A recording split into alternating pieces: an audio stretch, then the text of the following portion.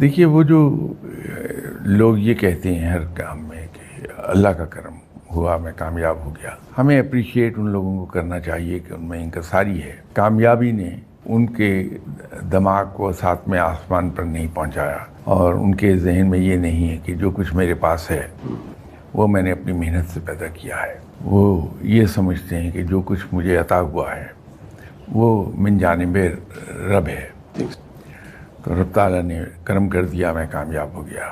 لیکن جیسے آپ نے خود فرمایا کہ یہ کاز اینڈ ایفیکٹ کی دنیا ہے، یہاں کہیں نہ کہیں کوئی ایک آپ کو وجہ ملے گی کسی کی کامیابی کی. تو ایسے جو کامیاب لوگ میری نظر سے گزرے ہیں، وہ اس کے پیچھے دو چیزیں بیک وقت میں نے دیکھی ہیں، چاہے وہ ظاہر ہوئی ہو یا نہ ہوئی ہو.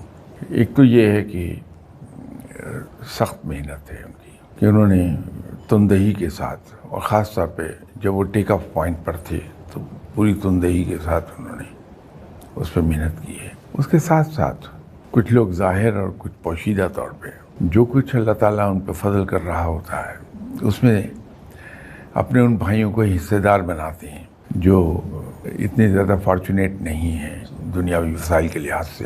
تو رب تعالیٰ انہیں 10 گنا کر کے اور دیتا چلا جاتا.